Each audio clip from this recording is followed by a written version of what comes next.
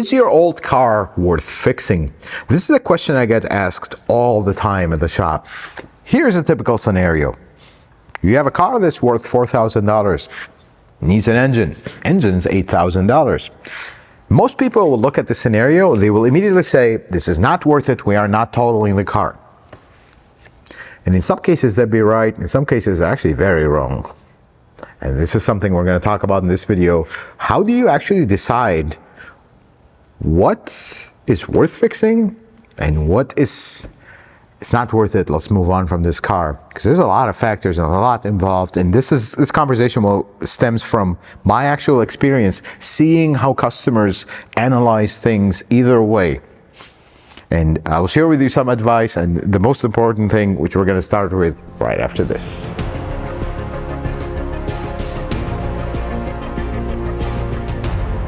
And the most important thing is, before we even begin talking about anything, no mechanic should tell you your car is worth fixing or it's not worth fixing.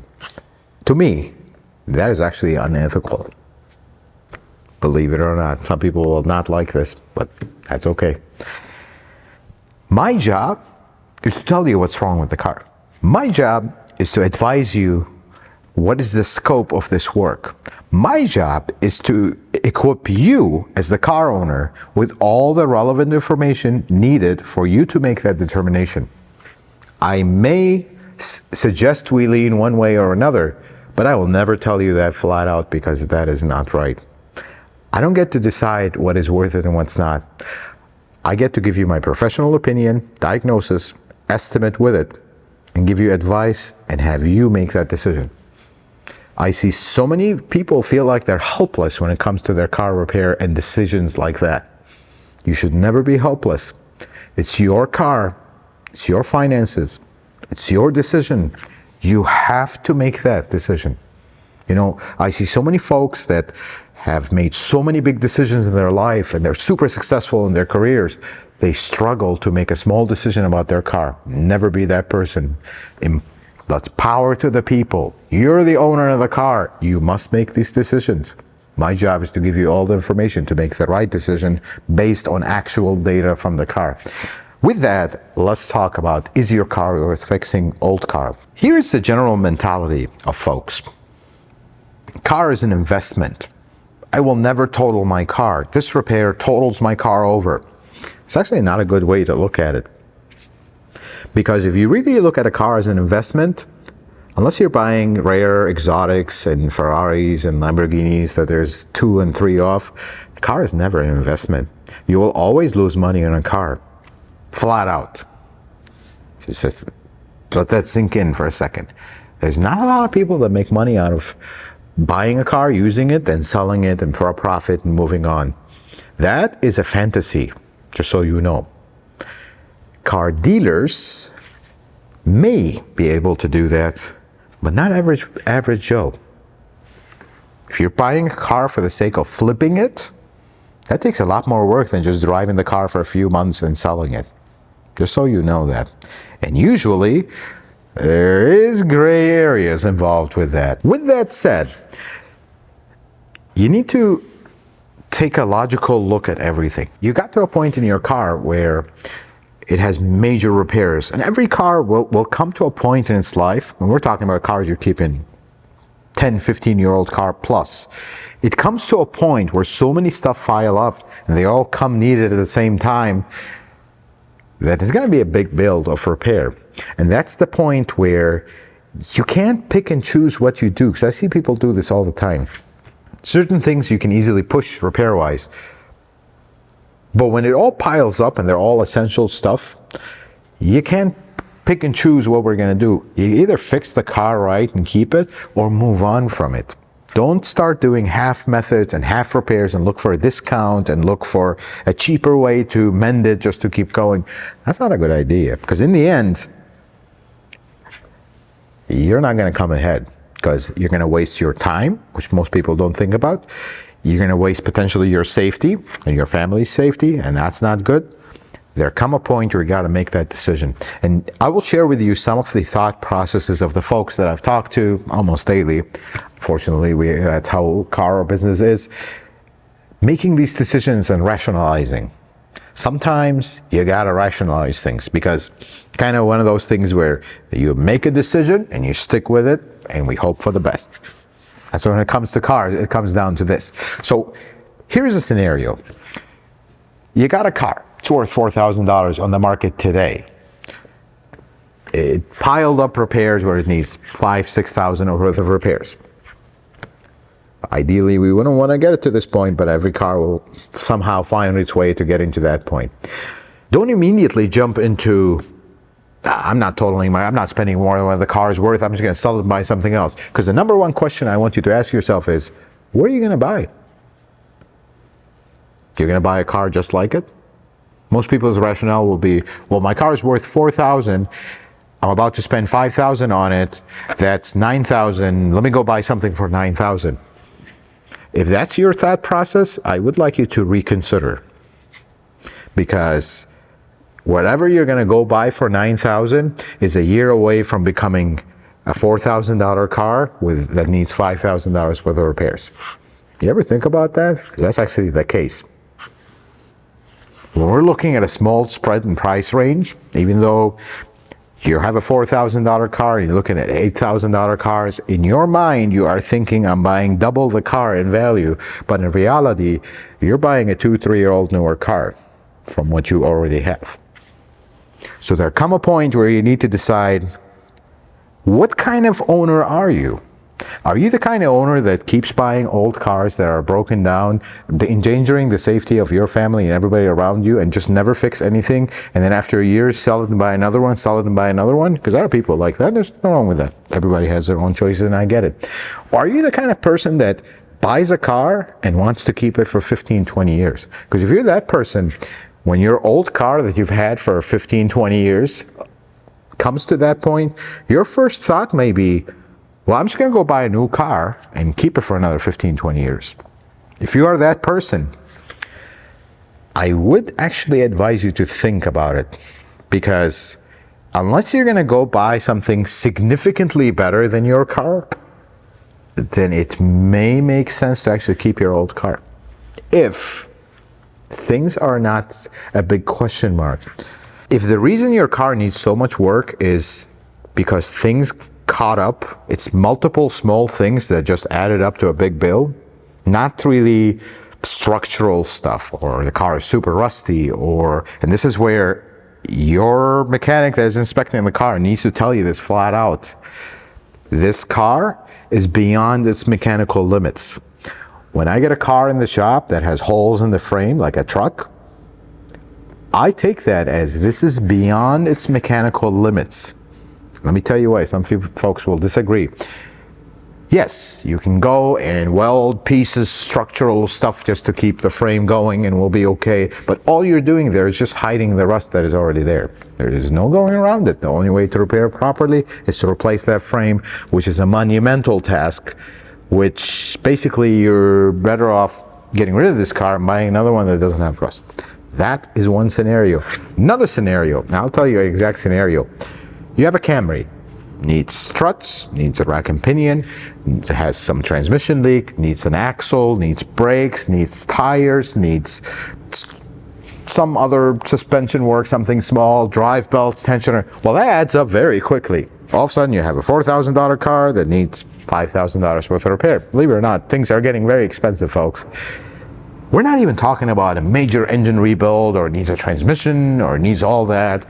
Talking about just things that piled up. When it comes to putting a lot of money into an old car, there's pros and there's cons. Let's talk about them. The pros. You don't have a car payment. You didn't go finance a car that costs 4 or 5 times more, and now you have to take a loan and do all that, or bought a new one, and now you're making monthly payments. You're just not ready. You don't want it. That I understand. Another pro is, this is a car you know, especially if you've owned it for a long time. You know its service history, you know how you've taken care of it. If you neglected it, of course, you know that. But if you've taken care of it and you got to this point, you know this car. If your plan was to buy a similar car in the same price range or a little bit more than that price range, wouldn't you rather keep the one you actually know and you had for a long time? That's some of the pros of spending money on a car that is old. But the cons are, number one is, which is the biggest thing, which is this one is many folks don't think about, insurance. You have a $4,000 car, you just spend $5,000 on it. Here comes the distracted driver on their phone, crashes into the car, totals your car. What do you think the insurance company is going to pay you? They're going to pay you $4,000. And when you give them the receipt of the $5,000 you just spent, they'll look at you and be like, okay, we'll give you $200 more. And that's within their right. Because if you go right now and buy a car in similar age and miles to your car, this is how much you pay for it. And that's all they're going to pay you.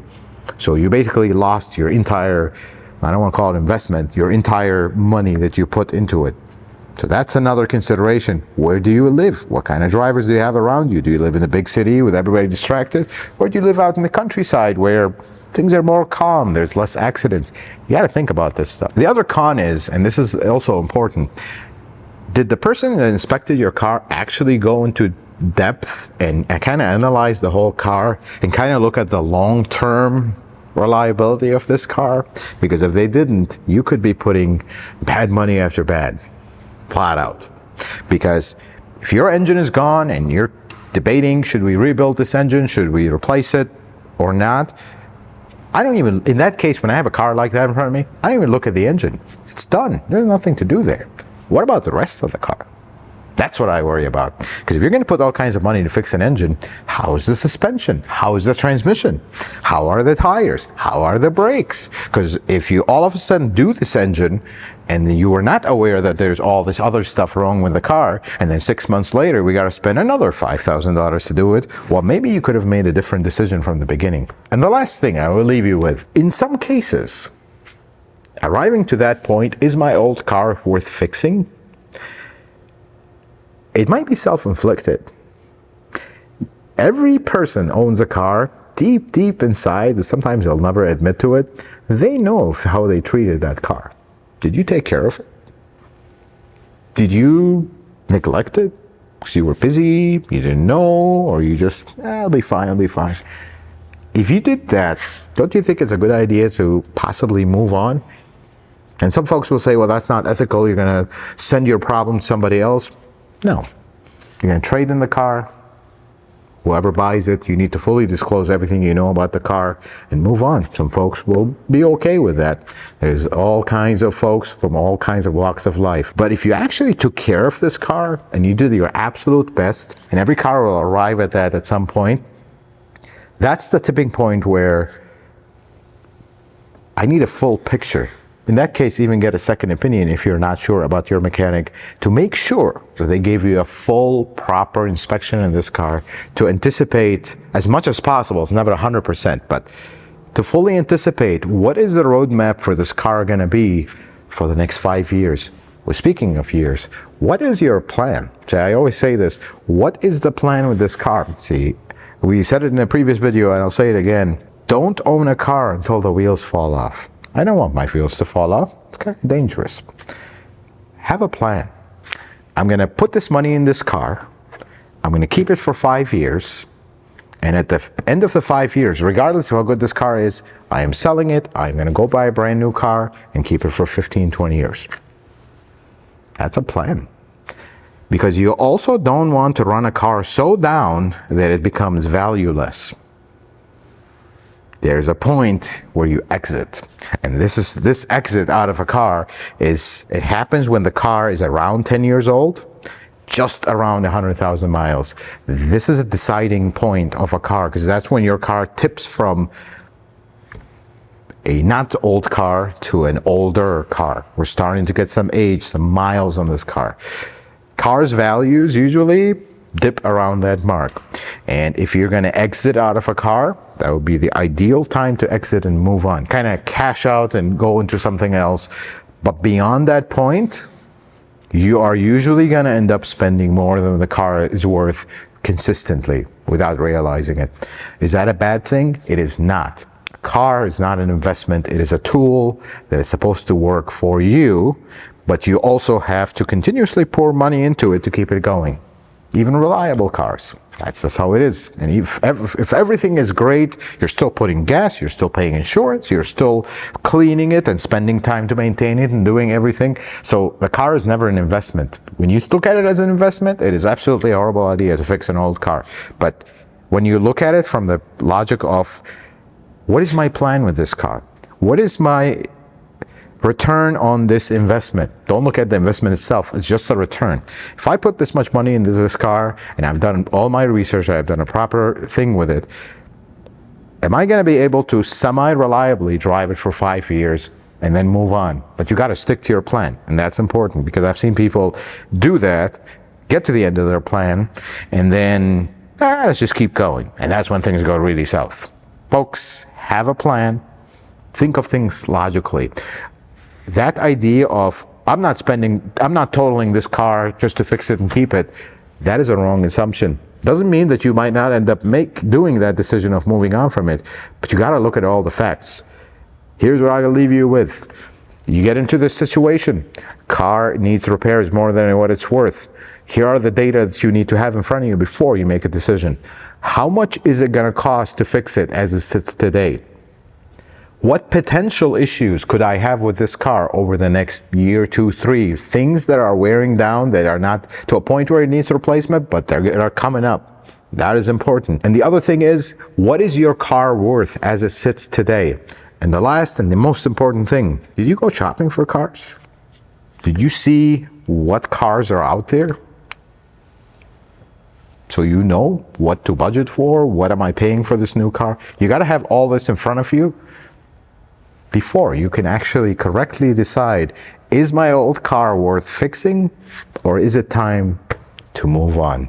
Folks, I hope this video was helpful and informative. I hope you learned something new. If you like it, consider giving it a thumbs up. If you're not a subscriber, consider subscribing to the channel. Check out some other videos. Until the next video, folks, may the Lord bless you and keep you, and you have yourself a wonderful day.